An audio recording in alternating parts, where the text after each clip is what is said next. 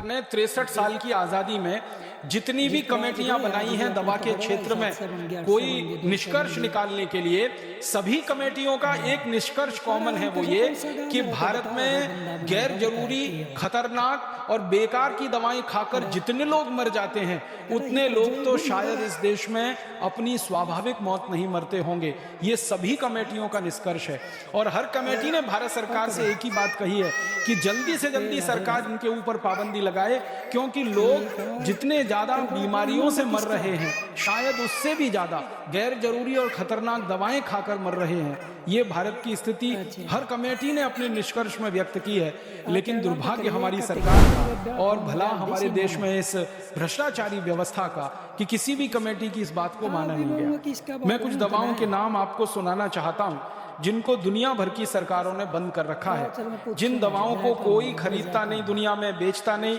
उनके अपने देशों में जहां की ये कंपनियां हैं वहां भी ये दवाएं बैन हैं और 1-2 साल से नहीं 20-20 साल से बैन है, 30 साल से 40 साल से बंद है। वो दवाएं भारत में धड़ल्ले से बिक रही हैं, हजारों लाखों करोड़ों रुपए का व्यापार चल रहा है। कुछ नाम सुनाता हूं आपको। एक दवा है, उसका नाम है बाईप्राइड। ये दुनिया में Ireland, Philippines, Oman, America, Argentina, Colombia, Germany, Britain, Canada, Brunei, Japan, संयुक्त अरब अमीरात, अबू धाबी जैसे 50 देशों में बैन है ये दवा, लेकिन भारत में धड़ल्ले से बिक रही है। इसी तरह से सीफेक्ट नाम की एक दवा है, सिपिड नाम की एक दवा है, सीसा है, फिर सीसा प्राइड है, फिर सीसा नॉर्म है, फिर सीसा प्रो है, फिर सीसा वॉल है, फिर एस्प्राइड है, फिर एस्प्राइड एमपीएस है, फिर केनोप्राइड है, फिर मोटेन है, फिर मोटिलैक्स है, फिर मोटिकेयर है। ऐसी पूरी लंबी सूची है, 1-2 नहीं हजारों दवाओं की जो भारत में धड़ल्ले से बिक रही। और हमारे देश की संसदीय समितियों ने समय समय पर सरकार के सामने ये रिकमेंडेशन किया है कि इनको बंद कर दीजिए, तत्काल बंद कर दीजिए।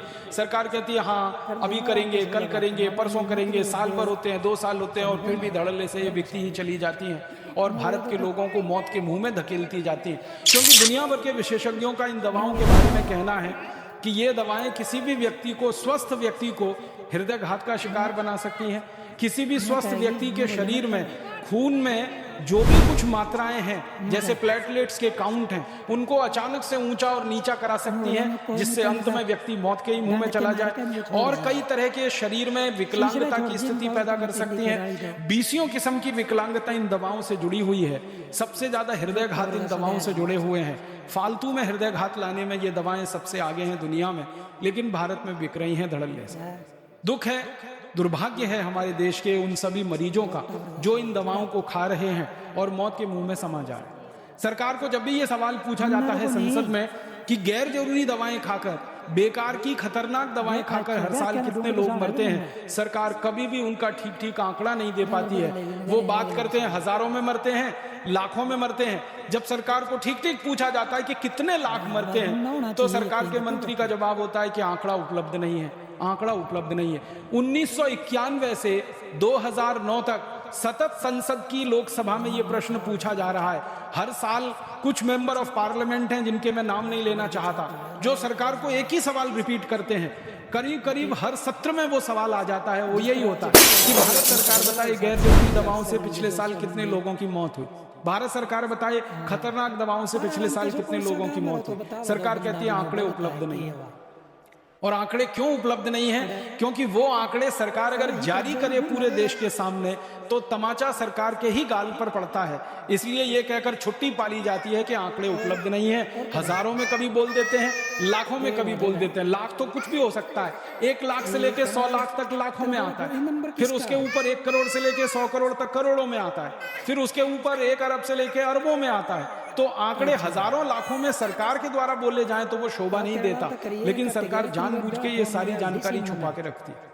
और हमारे देश में जानकारी को निकालना सरकार के पास से बड़ा मुश्किल काम है।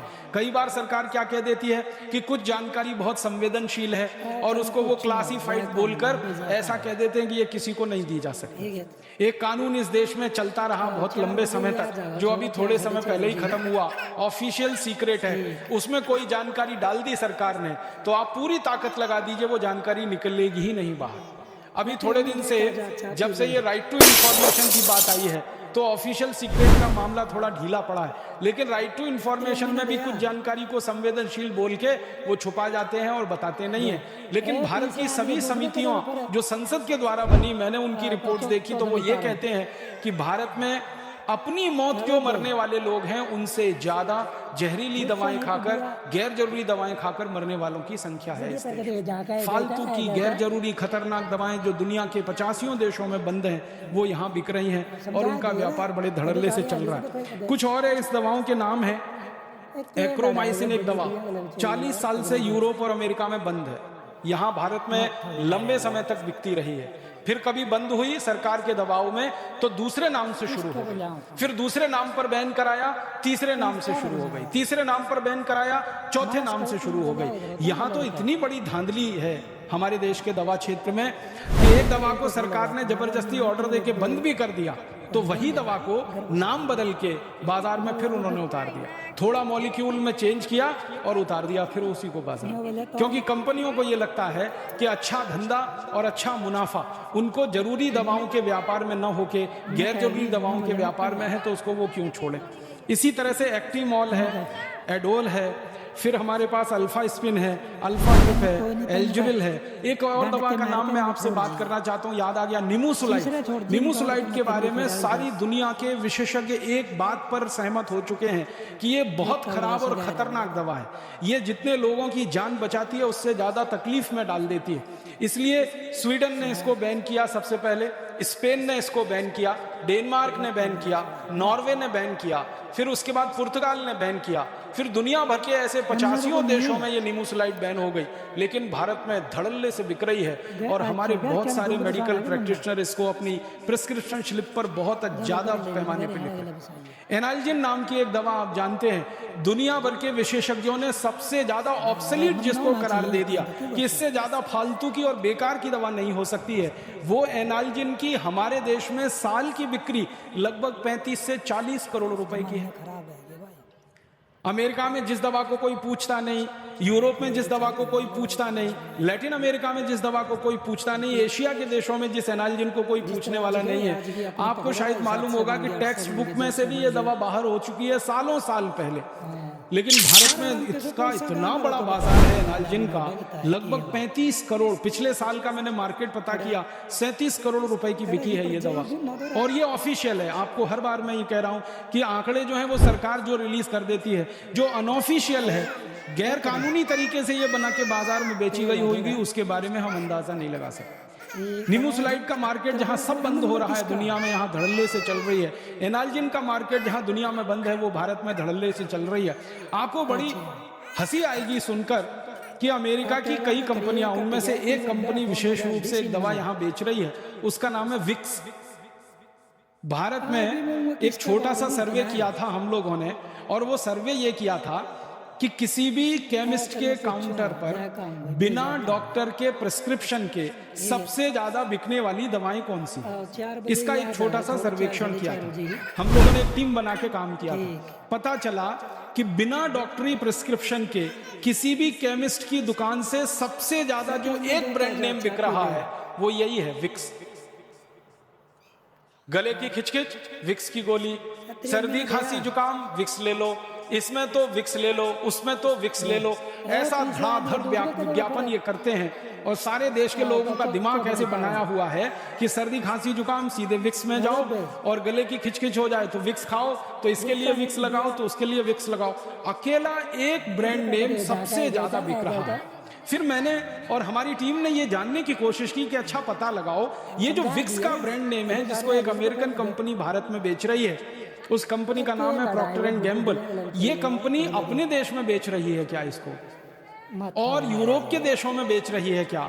क्योंकि प्रॉक्टर एंड गैम्बल का मार्केट तो दुनिया भर के देशों में है, 56 देशों में व्यापार करती है। पता चला कि अमेरिका में नहीं बिकता, ये यूरोप में नहीं है, फ्रांस में नहीं, जर्मनी में नहीं, स्वीडन में नहीं, स्विट्जरलैंड में नहीं, डेनमार्क में नहीं, नॉर्वे में नहीं, आयरलैंड में नहीं, स्कॉटलैंड में नहीं, इंग्लैंड में नहीं, किसी भी देश में जो नहीं है उनका ब्रांड, वो भारत में सबसे ज्यादा मुनाफा देने वाला उनका ब्रांड। प्रॉक्टर एंड गैम्बल के एक अधिकारी को मैंने पूछा था कि आपके जितने भी ब्रांड हैं भारत में सबसे ज्यादा मुनाफा कौन देता है, तो उन्होंने कहा बाकी तो घाटा देते हैं, मुनाफा तो खाली विक्स देते हैं। न्यू कहेगी, न्यू बोलिया मरता था। बाकी तो घाटा देते हैं, मुनाफा तो विक्स देता, तो बाकी का घाटा विक्स के मुनाफे से वो पूरा कर लेगा।